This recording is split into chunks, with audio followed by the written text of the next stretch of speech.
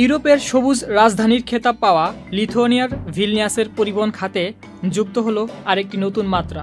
শহরের নেরিস নদীতে চালু করা হয়েছে বৈদ্যুতিক নৌকার একটি ছোট বহর।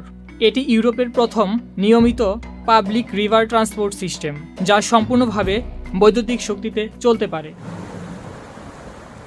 প্রতিটি নৌকায় রয়েছে ৩২ জন যাত্রী বসার সুব্যবস্থা। পরিকল্পনায় রয়েছে ভবিষ্যতে আরও ২টি নৌকা যুক্ত করার। যাত্রীরা একই মোবাইল অ্যাপের মাধ্যমে বাস টিকিটের পাশাপাশি এই নৌকার টিকিটও কিনতে পারবেন।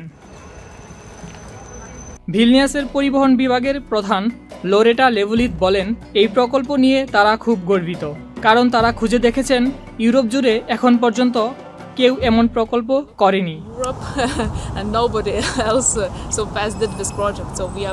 স্থানীয় বাসিন্দারা এই নতুন পরিবহন ব্যবস্থাকে ইতিবাচকভাবে নিচ্ছেন। যাত্রী পলিনা রুগিনিয়ান বলেন, এটি কাজে যাওয়ার পথে একটি রোমান্টিক উপায় হতে পারে, যা মনকে সতেজ করবে।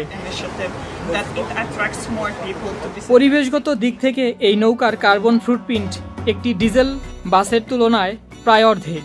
ভিলনিয়াস সিটি ২০৩০ সালের মধ্যে শহরের কার্বন নিঃসরণ ৪০% কমানোর লক্ষ্য নিয়ে এমন সবুজ প্রকল্প হাতে নিয়েছে।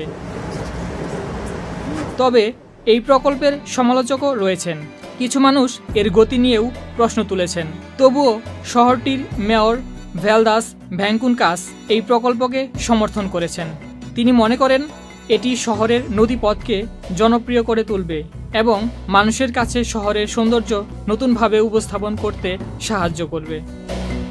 ভিলনিয়াসের এই উদ্যোগ ইউরোপের অন্যান্য নদী তীরবর্তী শহরগুলোর জন্য একটি টেকসই গণপরিবহন মডেল হয়ে উঠতে পারে বলে প্রকল্প উদ্যোক্তাদের বিশ্বাস।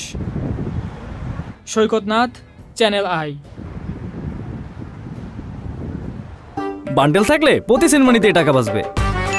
বিকাশ সেনমানি বান্ডেল কিনে জিতুন প্রতি লেনদেনে।